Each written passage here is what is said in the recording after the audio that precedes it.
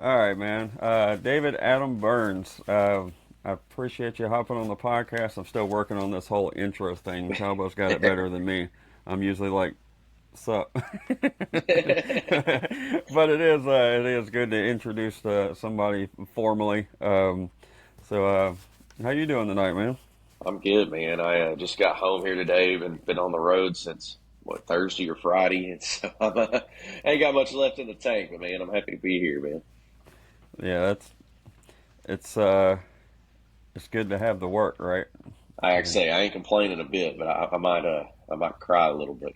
Hey, no, it's been good, man. We've been very fortunate. We've had a really busy summer and starting off pretty good fall. And hefty schedule through October, and it's looking like November and December we'll finally get a little time off. So I'm sure I'll be happy and then chomping at the bit to get out again. But you know how it is; we're never happy. So That is the way that is. As soon as you start feeling back to normal, you're ready to play again. yeah, exactly, That's the way exactly. that works. So what has been going on right now? We'll just kind of keep it current. What have you been up to these days? Yeah, obviously a whole lot of touring. We I got married last October, so about to have an anniversary here, first one coming up. So, but we bought a little ranch here last year, so that's kind of if I'm not out on the road, I'm usually here doing something with that, and if I'm not writing and all that kind of stuff. But no, it's really just like I said, I've been gone more than I've been home here the last few months. So, as generic of an answer as it is, touring, touring, touring. But we've finally got a new song coming out here this coming week or this Friday, and so first one I'm getting to release completely on my own that I didn't have to deal with a label or somebody with a hand in the cookie jar. So just a lot of stuff to be excited about, man. Some cool tour dates coming up, and just in the grind. That's that's good that you're able to have the independent song like that, but still able to have all the dates and all the grind. That doesn't always happen that way. So No, it's taken a lot of work to be able to get to this point and do what we're doing, and we still got a long ways to go. But man, I've been very very fortunate, and I definitely don't take any of it for granted. I got you. Um, well, just for folks that are new to you, kind of give us a little bit of a spill of where you're from and kind of how you got start. I know you got started in music pretty early, but kind of give us a quick recap on that. Yeah, man, no, I've got quite the journey. I grew up in a little town called Sherwood, Arkansas, just outside of Little Rock, and music was always. I laugh. I said, most kids are watching Big Bird and Barney, and I was watching TNN music videos. And Hmm. Dad had the radio on, and but no, they took me to my first concert when I was 3 years old to see George Strait at Barton Coliseum there at the fairgrounds, and I don't know why, I don't know what it was about it, but for some reason I said I want to be him, and so you didn't see me without a cowboy hat and Wranglers on and the whole shindig, and I'd sing whether I was supposed to or not. I'd hop up on people's fireplaces and stuff, pretend I was putting on a concert. But I think my dad realized I had that itch and tried to figure out how to chase it for me. And so he had a little group with his work that went to nursing homes every Monday during the school year. And so I started doing that when I was 5 years old. And that really, all the way up until the point that I moved to Nashville, which I'll get to that point in a sec. But, that was really, people say, where did you get your start? Man, playing nursing homes. And so I obviously got into little town events and talent shows and that kind of stuff. And got in high school, put my first little band together and played the little bar circuit around Central Arkansas and graduated high school. Mom and dad begged me to try college, so I did it. That lasted a half a semester. And I said, this ain't gonna work for me. And packed up, went to Nashville when I was 19 and spent 11 years there. Man, it was a great experience. I got to, I feel like I'm giving my spill I give on stage. I say the same thing every night on Beer Bucket List, but I, I signed a deal in the first year being there, and it was great because when I first got to town, I was doing the Broadway and the 4 hour covers and all that, and Hmm. it taught me to have to be an entertainer. So I'm thankful for that part, and I really got to learn how to be a musician that year with some of the best musicians in the world. But I was starting to really write, and obviously getting a publishing deal when you're getting paid to write. It's like, well, I guess I'll put more of a focus on this, and got that first single out, and that was my first chance to explore the country and really see more than just Arkansas and Tennessee and what's close. But you know, they loved me. The key was the guy that owned the label. He loved George Strait, and I love George Strait. But I love George Strait for the honky tonk, true Texas stuff. He loved George Strait for the Dean Dillon, James Taylor kind of pop twist that that they had with the melodies, even though it was still super country. And so there was just always just a battle clash there, where you're 19, you're stubborn, you know what you want to do. I've always been one of them where I grew up listening to country. I didn't really listen to anything else. So as country music progressed, I wanted nothing to do with it. I wanted to carry the torch and do what I thought was country music. And so there's a lot of growing pains there. And then but the biggest part of that deal was great was I got to get in the room with I went from the best musicians in the world to writing every day with actual legit heavy hitter songwriters. And so I feel like I kind of went through different chapters where I learned the next step of what you needed to do to be at your best at the game. And so I was on that deal for 5 years, somewhere around 5 years, I guess. And so 2013, the company folds, and I think that that's going to be a great thing. I'm a free agent. I can go do what I want. And then I realized that there was a little stipulation in the contract that was going to keep me from being able to sign anywhere else. If anybody bought the company, I was stuck with them. And so I was lined up to have about 5 number ones as a songwriter and sign a publishing deal, and it all went away. And so it was the biggest blessing in disguise, though, because that's around the time like the Florida Georgia line and the bro country thing was really working its way in. And, yeah, I played ball. I'm not gonna act like I didn't. I tried to write that junk, but it just wasn't me, And so, luckily, with not being able to sign a publishing deal, it forced me to go out and start playing and touring. And so, I had a buddy named Arliss Albritton that tour managed and managed several acts, and so he just started throwing me on the bus with guys. And I might sell merch, I might be out there writing, or I might get to play. You just never knew. But I'd get on the road and I'd hear from people like, man, thank God, real country. We want to hear it. We want to hear it. It just kind of got my eyes open that maybe Nashville didn't know all of it, And so there was a big key moment where I ran into Daryl Singletary one night, and he pretty much had the "what in the hell are you doing, boy" conversation with me. And I don't know, after that was just kind of the moment I said, man, doing it their way hadn't worked. Why don't I just do it mine? And so it was tough. I always called I had to unbrainwash myself. I had to start writing good songs and try to, carry the caliber of what I think country music should be again. And that time had people always kind of trying to show me the Texas scene. And so Cody Johnson's just now starting to make a little bit of noise if you're willing to look for it. And I'm hearing somebody doing the kind of music I like. And that got me fishing and just finding more guys. And next thing you know, I'm hooked up with Trent Willman, and I'm writing with him, and insert crappy record deal number 2. And it was a blessing, at the same time too, though, because I got to do that record with Trent. And, I always say I didn't necessarily need him to produce that record, but I needed that big brother to tell me, like, yes, fiddle, yes, steel guitar, yes, these songs are great, because, you're told what you do doesn't work for so long, you just second guess everything about yourself. And so we did. We made the record I'd always wanted to make. We called it Neon Town, and just like I said, I put fiddle, I put steel guitar, and I put songs I thought were worthy of being called country music on it. And kind of tried to do some little mini releases, and I started kind of seeing the writing on the wall of that label. I was like, well, this is going to be another dead end. And Trent got me on a show with Cody Johnson in Fayetteville, Arkansas. And I don't know what it was from that night, man.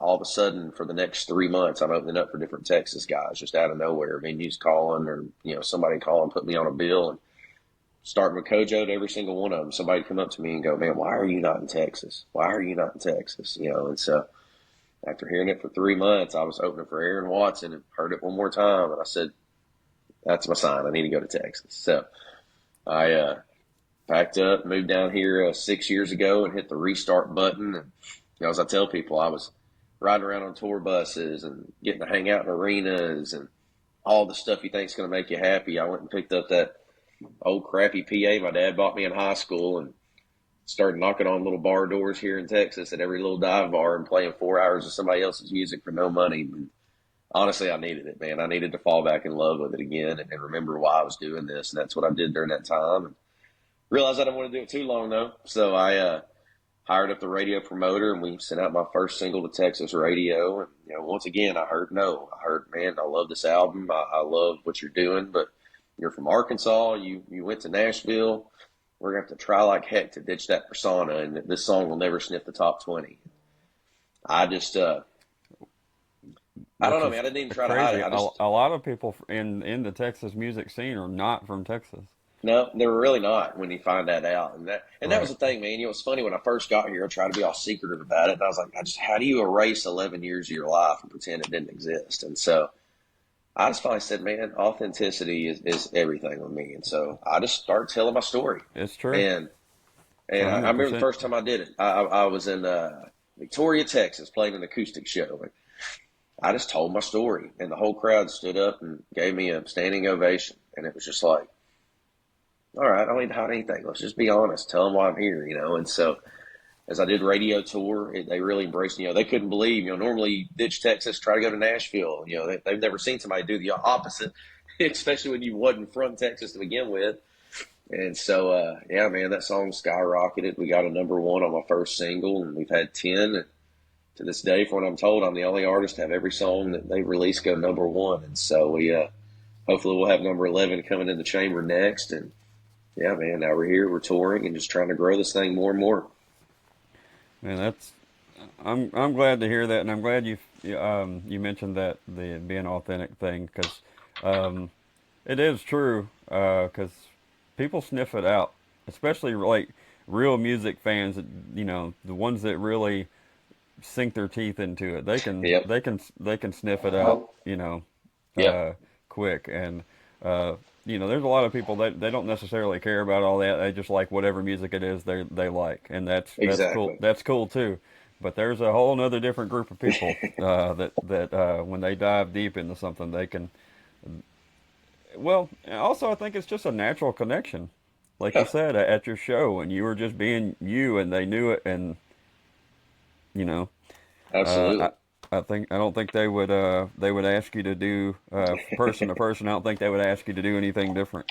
Um, No. well, people not in the business anyway. Exactly. Uh, Exactly. um, I don't want to take this podcast into let's bash Nashville. So No. forget the pros and cons. Let's just talk about the pros. What are some of the things um, uh, that you look back on now fondly of Nashville? That just I know you touched on being in rooms with certain people and things like Mm, that, but is that what are I guess what are some of the things that that you look back on fondly of yeah. Nashville? Well, and I'll actually tap into what you were scared to go to, because I don't bash Nashville. That's, when I give that speech before Beer Bucket List, I say, man, I don't have a bad thing to say about that town. It made me who I am.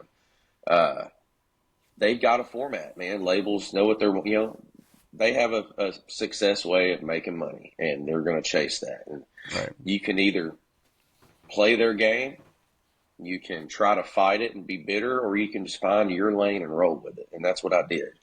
And so, I don't have, I got a lot of friends that wanted to do the music I'm doing, and they're way more successful than I am doing the music that wasn't what they came to town to do, man. And I'm cheering them on just as much as I am the next guys that are doing the music I like. So it's and I can't say I've always been that way either. I'm not going to sit there and lie and be a hypocrite.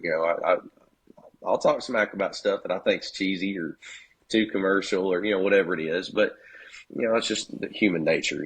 But Hmm. no, it's like you said, man. I mean, it made me who I am. I mean, even I still remember the day in that writing session when I understood like twisting a hook and really, really making a song have a double meaning. It's those things. It's the learning the business. I think that's one of the reasons why I was able to navigate in this Texas scene so fast. Is Hmm. I tell everybody, I said I had 11 years of college. I went and I learned how to be a musician. I learned how to write with the best of the writers. I learned how to record and produce my own records. I learned how to run my business. A lot of guys, some people can get away with being the party guy out there on the road and just getting hammered every night. But the reality is, we're going to work. There's an entire business to run. And so, like I said, it's funny how everything I went through, I learned some new chapter of running the business. And, Mm. even now, I feel like now I'm learning more on the marketing side with social media being the way it is. But it's, yeah, man, it taught me everything I think I ever really needed to know about the music business, except for the fact that I think everything I learned kind of gets thrown out the window now. It's the Wild Wild West.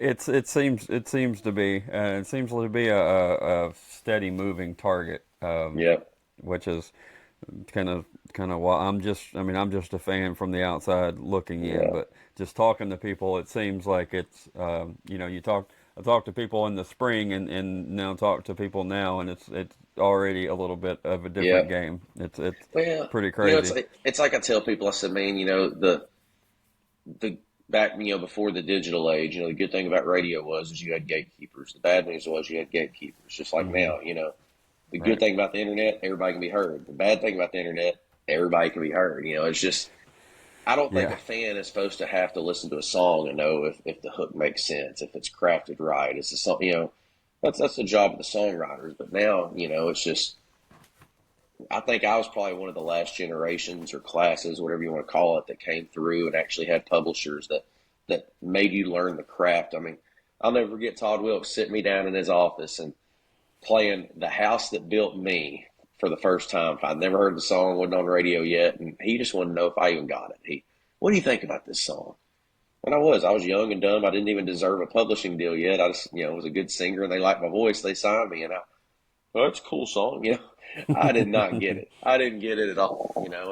And I'm so thankful that I can look back at moments like that and realize how much I've grown as a songwriter and just to learn the craft and stuff. And so, the only thing I hate is I wish that the new age guys were getting that same chance, because man, there's such a world out there to explore writing if you can go find it and be taught it. Who are some folks that we should know that were in those writing sessions with you? If like some of the ones you were surprised to be in the rooms with.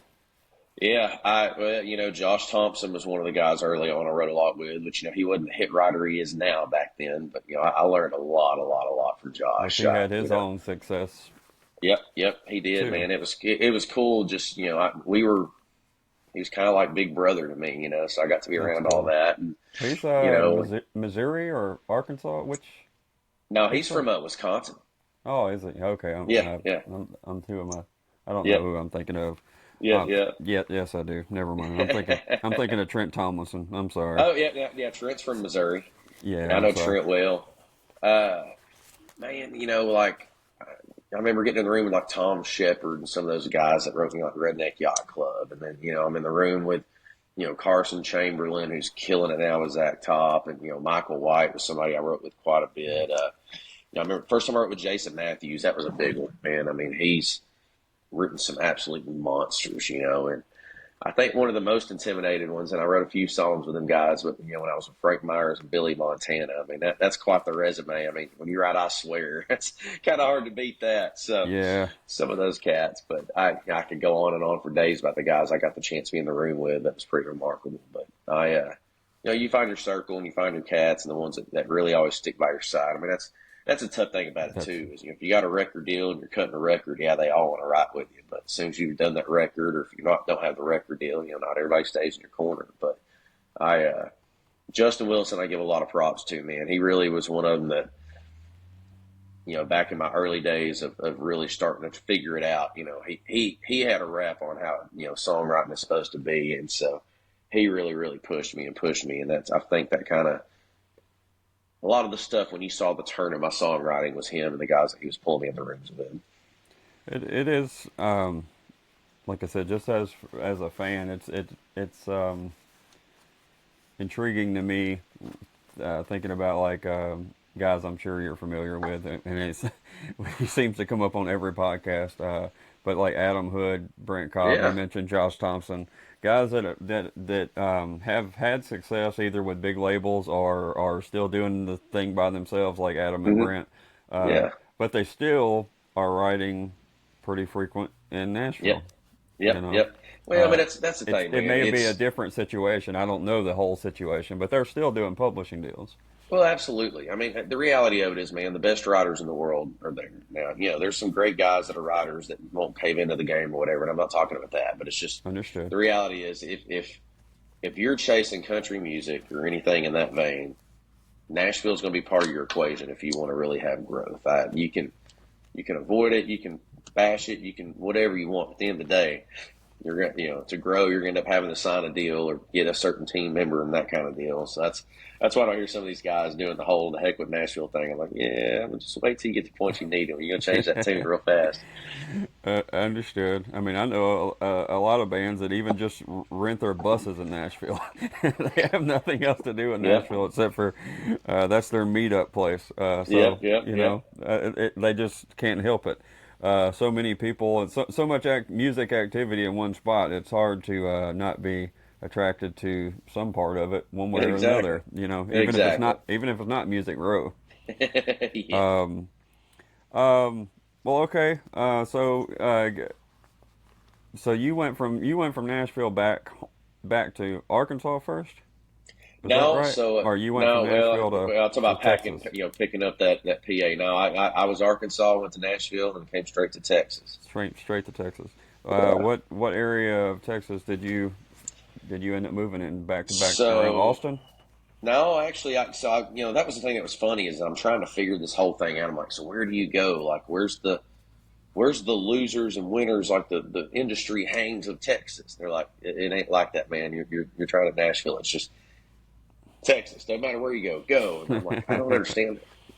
And so at that time, I was dating somebody that kind of knew some spots and decided Granbury was going to be the launch spot, which really made zero sense once I got here and understood it. But I knew Fort Worth was kind of location, and yeah, I forget too. I was still signing that second record label, and they were going to be moving to Dallas, so they wanted me somewhere DFW ish. So that was a little bit of that decision, Gotcha. and I ended up in North Texas, kind of from there for a little while up in Justin, which is all still Fort Worth based, and then obviously we bought our ranch. Now we're right back out near Granbury where it all started, and so I guess we call it's not really DFW, but I guess you had to pick some region for people to understand where we are. It'd be DFW.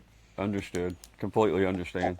Um, so when you started, I can only imagine when you first started picking up those gigs from moving from Nashville, where you, for better or worse, you were uh, you kind of comfortable, I guess you'd say.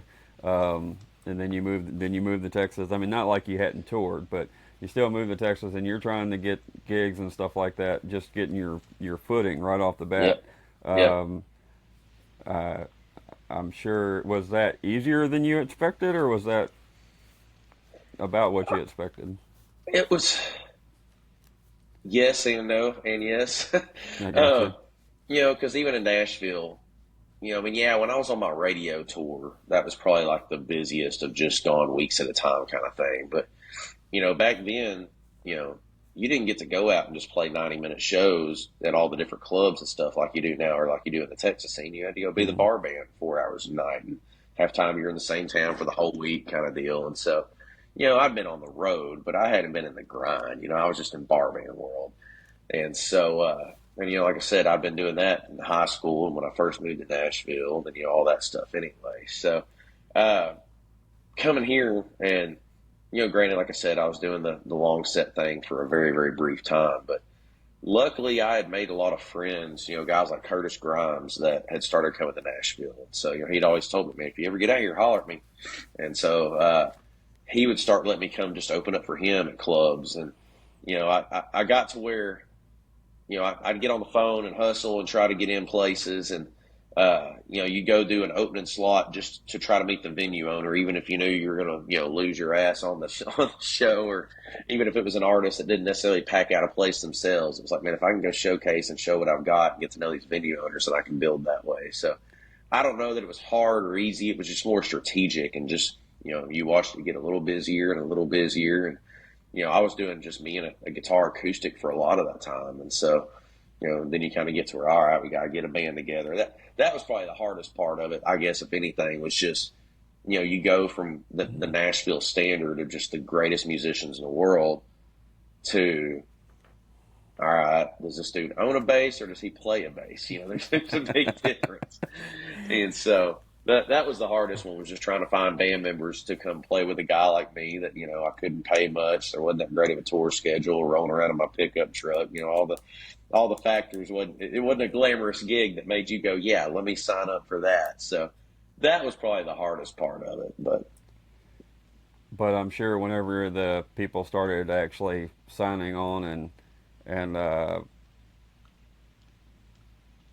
the right people started Yeah. signing on, it probably made everybody pretty tight, if I had to guess. It did. I mean, man, in all honesty, I mean, the group of guys I've got now, and I love all the guys that have played for me over the years, man. They've all brought something to the Understood. table, and I'm so thankful for them. But this group I got now, man, it's finally great players that are invested. They want to be here. They treat it like a job. It's not just a party. And so I mean, the one thing I can pride on, I mean, dude, that first band that I put together when I got here was really good. Man, they all got cherry picked. That's one thing I pride myself on, man. That Nashville experience. I know how to make guys learn how to be pros, but the problem is they always get picked up by bigger guys. I mean, heck, I just lost my bass player to Braxton Keith, but I'm so proud of him, man. He honestly is probably the best overall musician I've played with in the scene.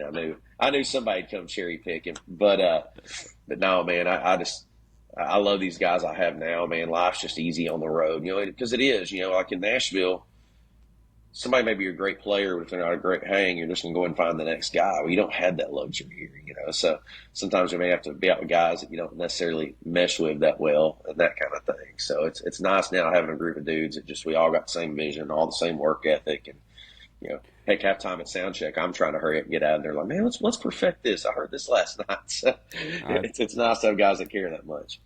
I that's one of the things that, just talking of different people. I'm pretty sure it was Taylor Honeycutt that mentioned that first. That you want them to be pretty good on their instrument, but being an even better hang in Yeah, between shows, is you realize how important that is. yeah. You can work at the musicianship, but the hang is something that Exactly. it's either there or it's not there. So Yeah, um, it's a grind, man. I mean, it really is. It wears you out. We're not rolling around in a tour bus. I've got a Sprinter van that's got bunks and the stuff in it like a bus, but we take turns driving. We are the load in and load out crew or the setup. It's long days, man. It takes a lot, and so finding guys that are okay with that and understand the job description, it definitely doesn't go unnoticed. yeah, that's as a 42-year-old, it sounds nice, but but I like to watch what I want to watch at night and be in my own house. I hear So, you. I hear um, you. play some gigs on the weekend and still come home. That's where I'm at. So I'll live through y'all, and I'll come see you. Um, what so were when you moved to Texas and you were getting started in that, not necessarily the business people, but the other artists, was that something that you found to be? I don't want to throw any names or Yeah. anything like that, but is that, um, were you surprised that it was, um, to get in that circle? I'm trying to think of the way to phrase Yeah, that, yeah. but to get in the, is there as much of a, as a where you're trying to get in that circle? Are they more admitting to new people, or do you just kind of have to once you prove your worth, that you're working at it, they'll let you Yeah. in? It's a little mixture of both. I mean, that's the thing with this scene is I'm not sure if this answers your question or not, but it may. Is people ask me what's the difference in Nashville and Texas. I said, man, in Nashville, which I get things are changing now with TikTok and everything, but Right. when I was there, it didn't really matter how good you were. You had to find a circle, hope that one of you caught fire and got a pub deal or something, and got enough of a team behind them to where the whole town's talking about you, and you know like the Luke Combs things is a great example. You know, a lot of those cats are good friends of mine that I've known over the years. And like as soon as Luke got hot, then everybody wanted to sign everybody that was in his circle because they're associated with Luke. You know, but you know, let's say you are the first guy there out of your circle. You know, you got to get the publishing company to get behind you enough to showcase you and get you a label deal, and you got to hope that the community in Nashville will get behind you enough to come to the showcases and make you look good so the labels will want you. And then once you get the record deal, you got to hope the label will actually push you to radio and spend time and promotion on you. Then you got to hope radio will play you. Then you got to hope the fans want you. All the middlemen are out in Texas. You just go out and play. And if they like you, they're going to come, you know. And, you know, it definitely, you see the ones rise to the top that have that nod from, you know, the big artists, you know, like Parker McCollum had that nod from Randy Rogers that really helped catapult that. And so, you know, that's the part probably that may answer what we're saying. And, you know, it's great. You know, like I said, it's funny. I used to hang out with Randy in Nashville all the time before I really knew about Texas country. I didn't know who he was. I think that's why I like being around us. I'm like, who's this awkward guy that doesn't really say much, you know? So it's been cool over time watching them because, I mean, it's a very oversaturated market, but I think music is in general now with TikTok and all that. You know, I don't think it's just a Texas problem. But, you know, they see a million new artists every single day, so you got to do something to make them remember you, and it makes them want to, you know, see face value in you to have you to come out and open up the shows or bring you out or give you that nod and that kind of thing. And so you know, friendships and favors, I'm sure there's money involved in certain things, but it has really shoved it back into being about talent and just having a reason for these guys to want to support you. So, you know, I'm sure there's some jadedness between certain guys and this and that, but that's been on both sides of the fence. You know, I don't really see much of a difference in Nashville and here. It's just you find guys you mesh with, you hang out and try to grow with them. My probably biggest problem is just I'm just become, you know, in Nashville I was all right. What do I need to be? I'm available 24/7. You know, and you know, especially now here getting married and all that. I'm a little more of a homebody. I'm all right. Put me out on the road when I'm done. All right, I'll do my writing sessions and my business, but I'm gonna be here on my property. So. Right. Well, what I guess my question was really more towards other artists like that are in the same vein of what you're doing in those circles. Is that I guess making friends within the work community. I just kind of see that being what I've gathered anyway from just talking to people is like if you pound the pavement and you do your work and you put in the effort and they see that you're putting in the effort, you're not just trying to get a free ride.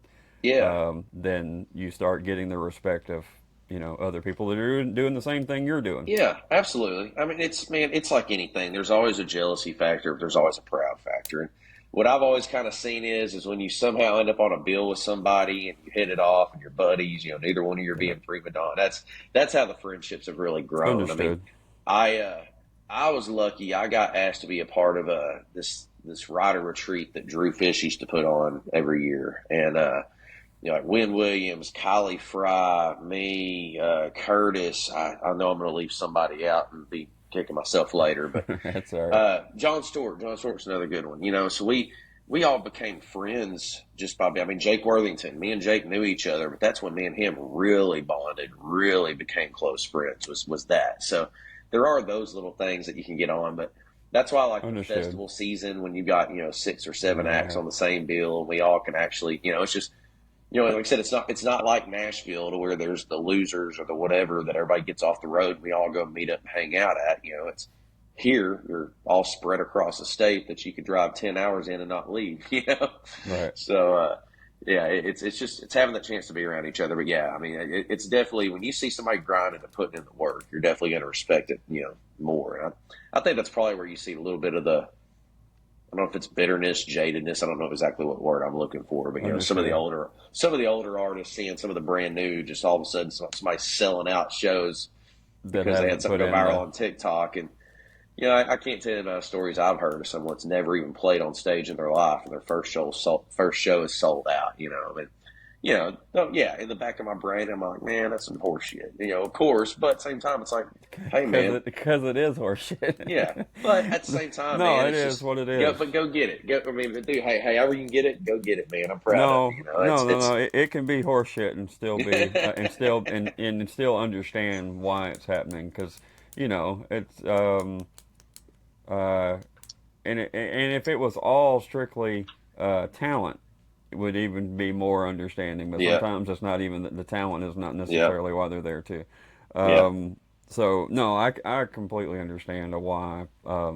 Because of how hard everybody works and the tough yeah, times and the road and the everything that goes into it, yeah. from sleeping in the Sprinter van in a parking lot to whatever the case would be. Right. So it would only be natural for anybody to go, Exactly. what the hell is this? Exactly. All right, so I want to make sure I ask about a fellow that's been on the podcast. I met him, and I'm thinking Alabama because that's where he's at now, and that's what I associated with him. But Dan Adams, apparently Yeah. Dan, after talking to him, he had a life in Nashville and in Texas. So it's just strictly because of the two podcasts. What was your connection with Dan? Yeah. So to be honest with you, I don't remember how we initially got connected, but man, back in my, when I signed that first publishing deal at Better Angels, him, Jay Brunswick, and me, Jay still, me and him write just about weekly. Three of us just got to writing all the time, and we actually, I always have this funny story about my very first song, my cut as a songwriter. Air Supply did a country record, and our first cuts were me, Dan, and Jay. We had two songs on there by Air Supply, so that's always special. And Dan, he was a grinder, man. He was married, had the family.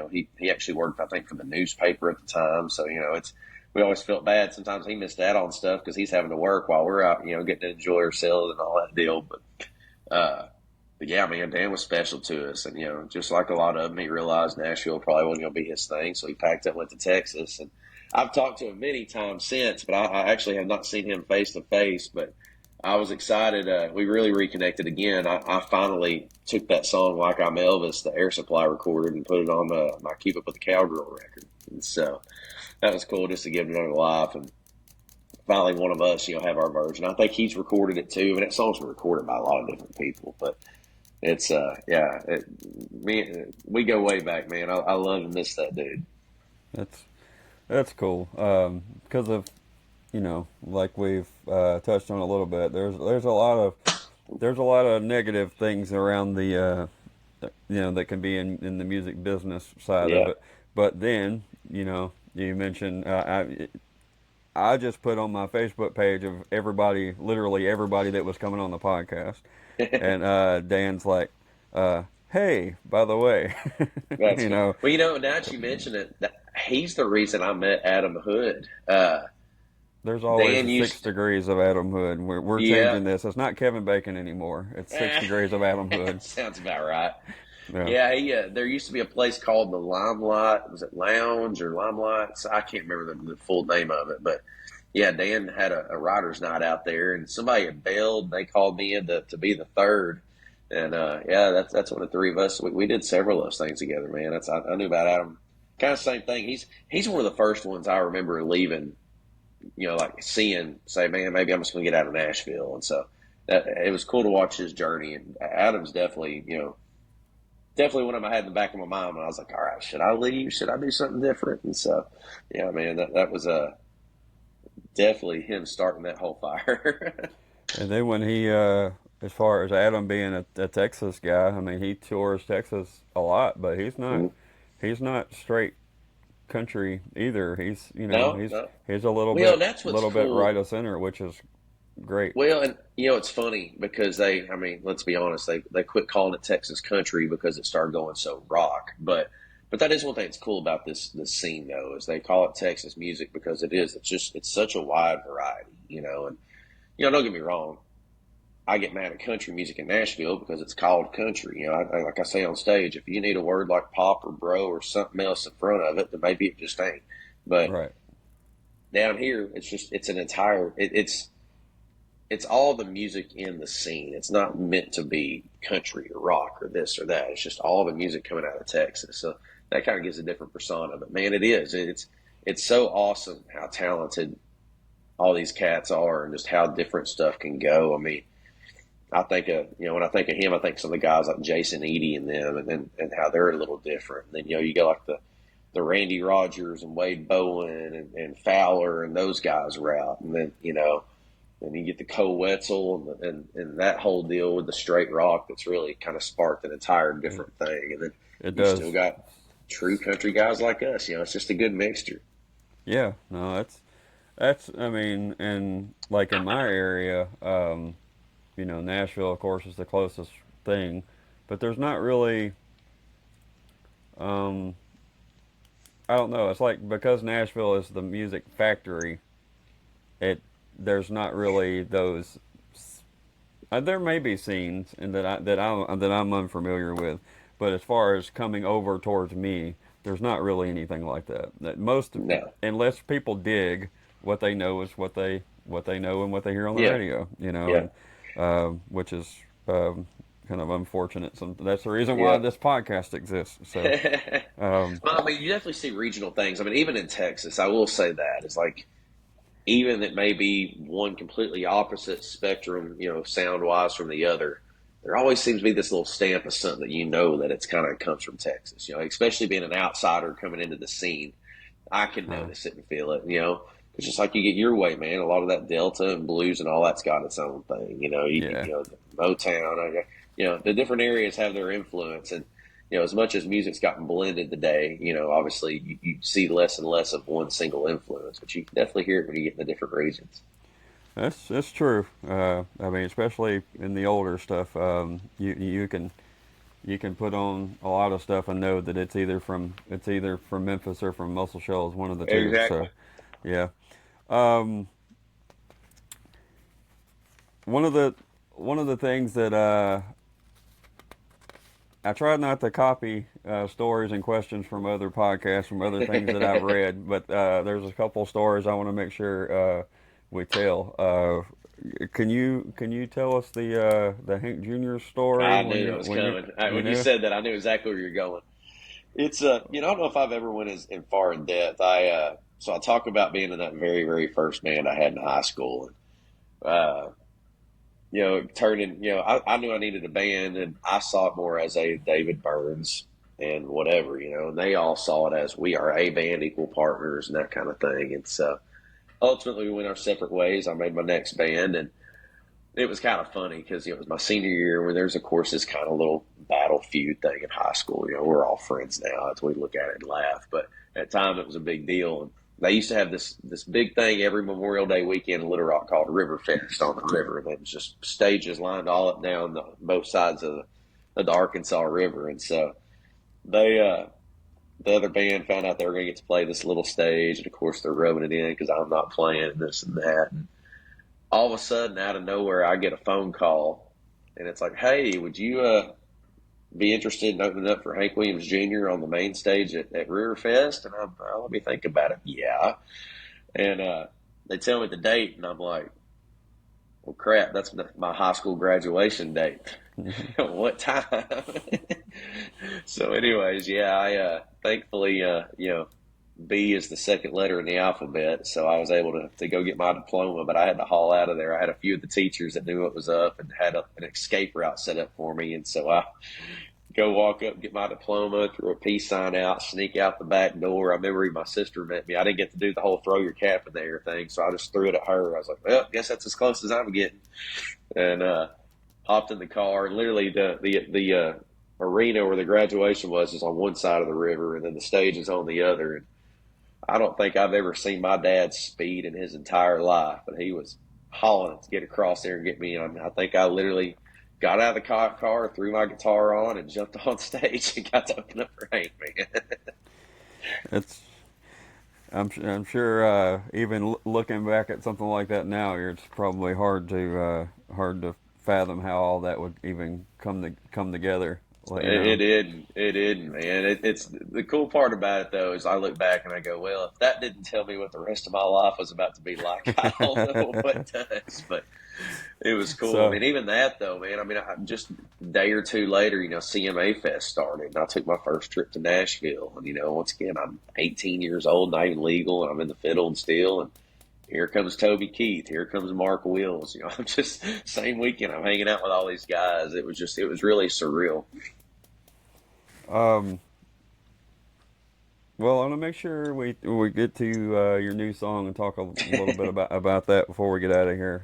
But um, when you're something that I just like to ask, when you're playing gigs, and maybe it's folks that don't know your music, or you're opening up for somebody and it's a mostly new audience to you. Yeah. But when you see those light bulbs go off, or they're starting to get what you're putting down, Yeah.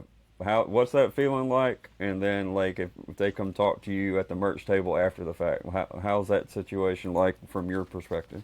Yeah, man. I mean, it's why we do this. I mean, we are. I mean, there's certain markets we can go to and sell out with a crowd of people that know and bought their ticket to come see us. But I'm realistic. A lot of people are hearing us for the first time, and probably just there and wasn't coming to see us. It's just we're in their bar. So no, man. When because it is, people are so flooded with new music in this day and age. So to even get somebody's attention and get them to stop what they're doing and listen to a song, much less actually take it in. There's listening, there's taking it in. That's two different things. Yeah, yeah, you're right. So, man, when you get that, it lets you know you're doing something right. And, there's a connection. And I think that's what I love about this Texas scene and doing it the way I'm doing it too, because these cats have just come straight out to playing these huge, huge, huge crowds. They don't really get to meet all the fans, I don't feel like, I may be speaking out of turn, but I, I don't feel like you get the same connection with those people and the same appreciation for it you do because, man, those people may not realize it. They may, I don't know. They're excited to come meet you, but I'm excited because I know, like, man, that shirt you just bought's paying for our gas to get down the road. This connection I've just made might be a lifelong fan for the rest of my career now. And it's just Yeah. that one on one with people. It really, it's the difference. There's them hearing your song or seeing you at a show, but if somebody comes to a meet and greet and spends their hard earned money, they're invested, man, and it means a lot. It means everything. Yeah, definitely. I've told the story before. Took my kids to see Brent Cobb. Yeah, Uh, my daughter was a big fan. My son liked a few of his songs.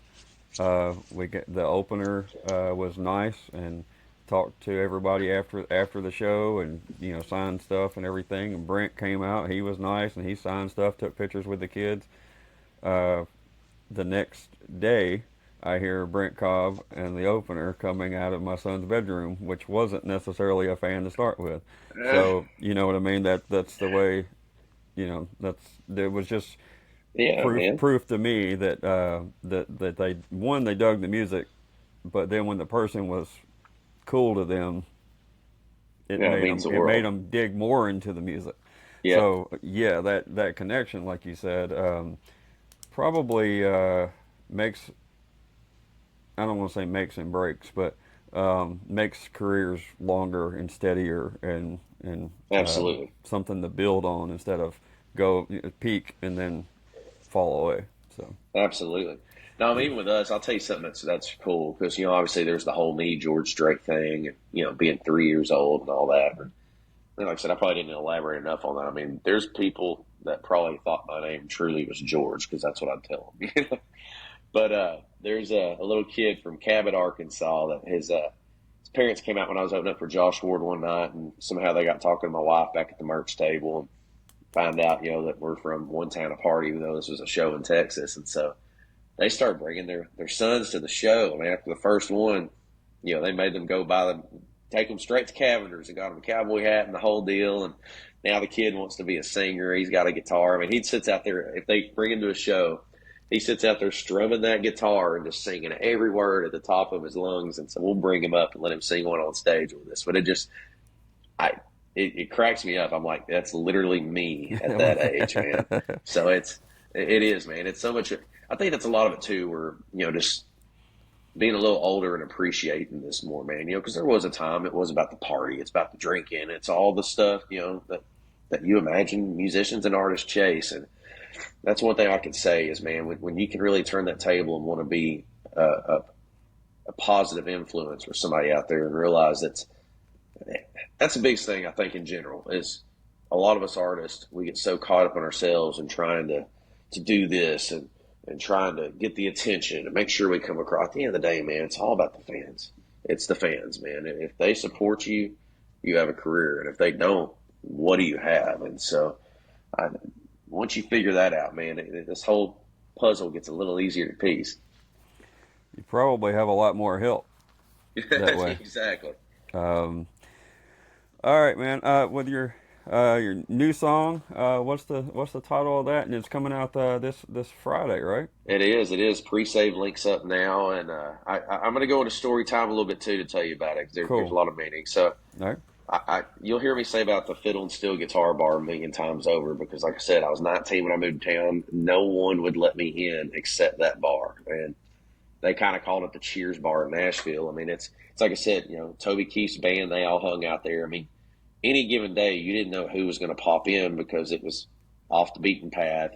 Random people didn't know about it. It was a safe place to go and have a drink and chill, especially in the earlier Nashville days. And so, to the left of the stage, a guy named Rick Tiger had a little hot dog stand inside the bar. And Rick was a hell of a songwriter, man. He was my very first writing mentor. But he, man, it may have been in the first month that I lived there that I heard this song. But the guy that had sang the demo for him, his name was Dave Watson, and Dave played on Tuesday nights. And Dave got up and actually sang the song.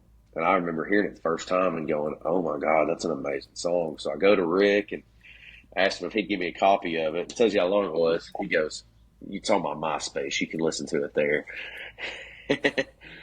And so I did. I went and learned the song. And so next time I came to fiddle and I got it to sing, I played that song. And so you could tell it just moved Rick that I did that for him. And so ultimately he started writing with me and, like I said, became my first mentor. And when Better Angels happened, he signed over there with us. So it was just like a big family moment thing. And so when I did my little 4-song demo, we put that song on it, and that was really one of them that got me my first record deal. And ultimately the song ended up on that first album, Premium Country. But the song obviously never really got pushed or heard. If you were a diehard fan of mine, you obviously knew it, but that was it. And so over the years, ended up in a lawsuit with one of the labels I was in, and they got the masters on my music. So pretty much everything before that Neon Town record got taken away from me and taken off Spotify and Apple and all that like it never existed. And so at the time I was upset, but it was a blessing in disguise because it gave me a chance to do like I did now. I finally got to re-record it and do it my way and put it out now, and I truly know what it needs to be and needs to sound like, and I know how to deliver it. And so, like I told you before we got on, every album I've put out was either with a record label or got it back from a record label, or somebody had a hand in the cookie jar. And so, the 5 songs I recorded back in November, this is the first one we're going to release. And, man, it's fully funded by me. I paid for it. I produced it. I'm paying for the promo. It's all me. There's nobody doing this but me and my team now. And so, we lost Rick, during COVID. And so I'm happy that I can honor Rick with this first song, and I'm just glad to get it back out. And it's hands down, like I said, I'm probably a little biased, but I think it's the greatest country song I've ever heard. I mean, that's why I've loved it so much. I've only recorded 2 or 3 songs that I didn't write myself, and this is one of them. It's because it's one of the most amazing songs I've ever heard in my life. Can you give a little bit of a rundown of what the song's about? I don't have a way to play it, of course. Yeah, I can. I wasn't thinking I should have sent it to you. You could play it on here. Man, it is your old school heartbreak, rip your heart out song. I mean, it's the hook on it is I'm just more afraid of living than dying. Bartender, pour me another round, fill her up, set her down. I'll take one for the road one more time before I go. probably should have said the chorus said, the reason I smoke 2 packs a day and I drink all I can drink, living without her is living hell. Why do I do this to myself? If I said I'm not scared, I'd be lying. I'm just more afraid of living than dying. I mean, it's just like me the first time I heard it, man. When that hook hits, you just stop and you go, what the hell did I just hear? It's got the perfect melody. We really took it back and did it. It's true hardcore traditional country. Yes. And it was a little pretty on the original version. And so I thought it needed to be a little more heart wrenching. I mean, it's a man on his last leg, and so I wanted it to match that. And so it finally does. And we threw it in the set here 3 weeks ago, and man, we've gotten a standing ovation every time we played it so far. So I'm excited, man. I'm always excited to put out music, but I haven't been this excited about one. That's cool. I mean, I would bet, especially like you said at your show, you got the reaction. I bet it shows. Like they all being authentic. I'm sure every time when you're proud of it, you'll probably have the respect. Well, send it to me. We'll get it on the. I'll put it on the end of the pod. I'll put it in there. Yeah, absolutely.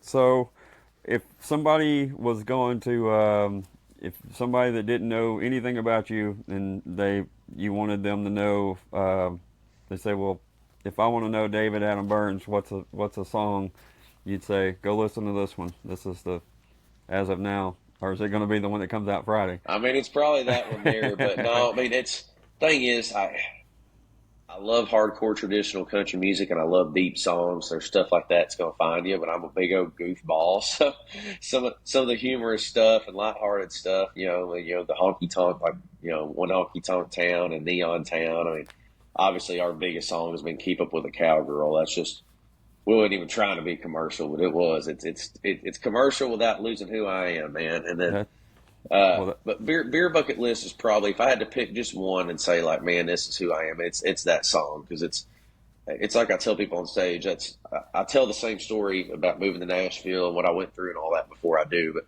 I say at the end of the day, I told y'all all this because I had to take chances to be able to stand on the stage and do what I'm doing tonight. And man, there's so many people that don't get that opportunity. And so the moral of the song is just, if there's a job or a dream you want to chase, if it's something as small as a vacation, no matter what it is, it's just, if you don't just go out there and do it, you never will. And so I don't know. As far as a message, I think that's probably the song I like people to hear the most. Understood. Well, David, this is the last question and the most important question of the night. It started off as a joke between friends on the first podcast, and now it is a requirement. David, what is your favorite Little Debbie cake?